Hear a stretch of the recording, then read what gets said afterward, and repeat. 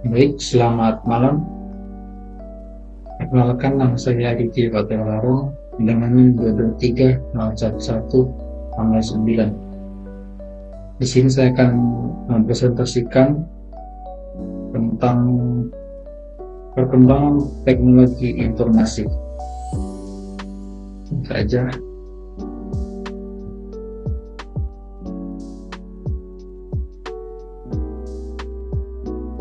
Nah, sini kita masuk ke dalam definisi teknologi informasi. Teknologi informasi atau TI mencakup segala bentuk teknologi yang digunakan untuk menciptakan, menyimpan, atau bertukar dan mengelola informasi di era modern. TI menjadi pilar utama dalam mendukung berbagai sektor kehidupan, mulai dari pendidikan, bisnis, kesehatan, hingga pemerintahan.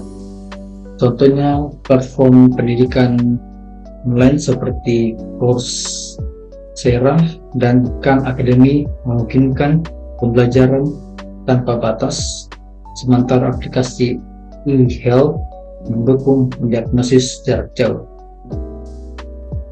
Selanjutnya, sejarah perkembangan teknologi informasi.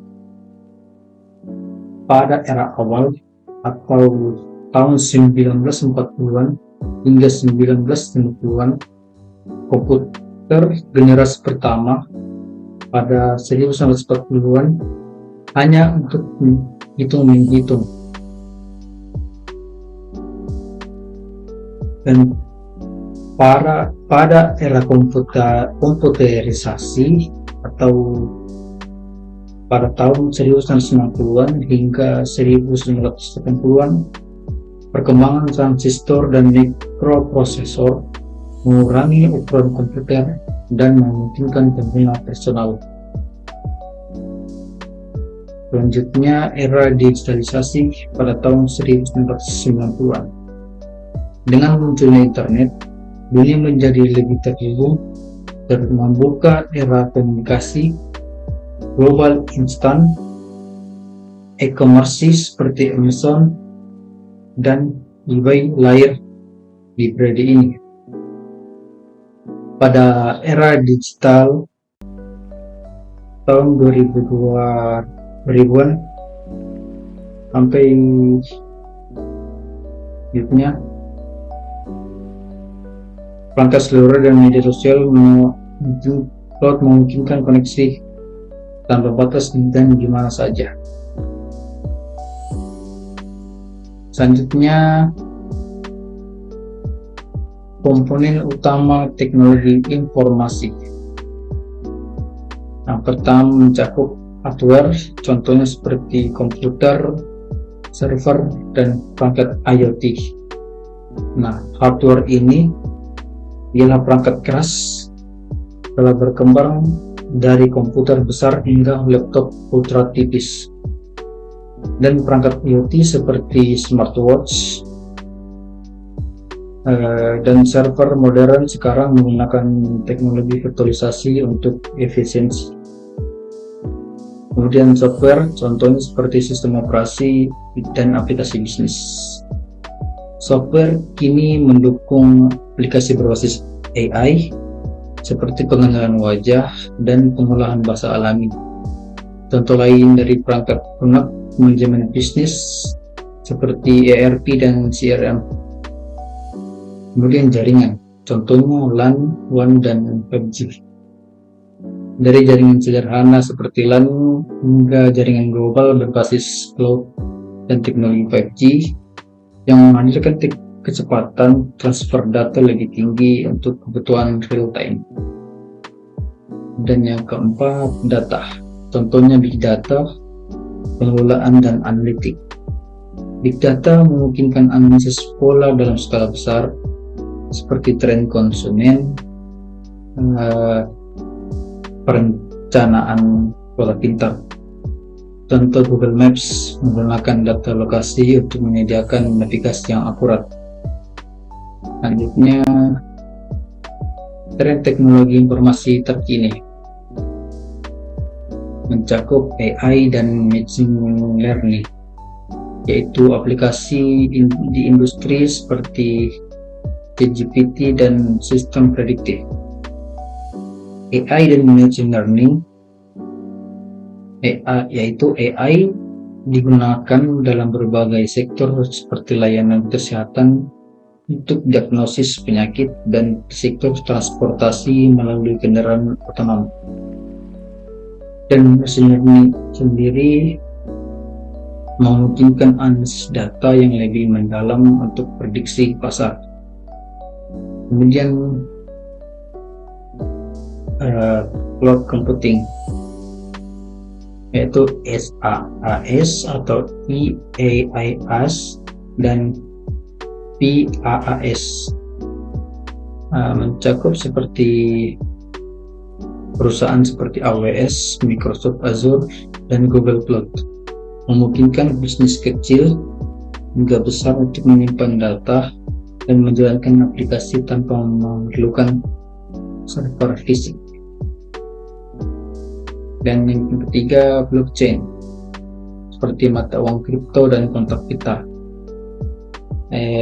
Blockchain ini teknologi yang tidak hanya untuk kripto, tapi juga digunakan untuk penggunaan data dalam logistik dan sistem voting elektronik. Lanjutnya masuk dalam dampak teknologi informasi. Dampak teknologi informasi seperti dampak positifnya, yaitu yang pertama, kemudahan akses informasi dan efisiensi dalam bisnis dan layanan. Dampak positifnya bagi pendidikan, memungkinkan pembelajaran jarak jauh menjangkau siswa di daerah terpencil. Dan bisnis, yaitu teknologi cloud yang mendukung bisnis untuk beroperasi lintas negara dengan efisiensi yang tinggi. Dan sosial, memungkinkan orang terhubung secara global dan berbagi informasi dalam waktu nyata. Dampak negatif, pertama, ancaman privasi, dan yang kedua, ketergantungan pada teknologi. Ancaman privasi seperti penyalahgunaan data pribadi yang sering terjadi seperti skandal Cambridge Analytica. Dan kedua, ketergantungan pada teknologi, yaitu generasi muda sekarang cenderung kehilangan keterampilan dasar karena terlalu bergantung pada teknologi. Dan yang selanjutnya, tantangan dan masa depan teknologi informasi. Tantangannya, pertama, timpang digital, kedua, etika AI, dan yang ketiga, keamanan data. Pertama, ketimpangan digital, di mana beberapa negara berkembang, yaitu akses internet dan perangkat yang masih sangat terbatas. Kedua, etika AI, yaitu sistem AI dapat menghasilkan bias jika data pelatihnya tidak seimbang. Dan yang ketiga, keamanan data. Dengan maraknya ancaman dunia maya, perlindungan data menjadi prioritas masa depan. Pertama, quantum computing, yaitu teknologi ini menjanjikan kemampuan komputasi eksponensial, tetapi saat ini masih dalam tahap pengembangan. Dan kedua, teknologi hijau. Teknologi hijau juga mulai mengadopsi pendekatan ramah lingkungan seperti pusat data yang berenergi dan perangkat elektronik berbasis energi terbarukan. Lanjut, etika dan regulasi dalam teknologi informasi. Pertama, pentingnya etika dalam penggunaan TI atau teknologi informasi. Pertama, menghindari penyalahgunaan data pribadi. Kedua, mengelola dampak AI yang tidak adil seperti bias algoritma. Dan yang ketiga, pentingnya transparansi dalam pengembangan teknologi. Selanjutnya, regulasi dalam teknologi informasi. Pertama, GDPR atau General Data Protection Regulation di Eropa sebagai contoh aturan privasi data.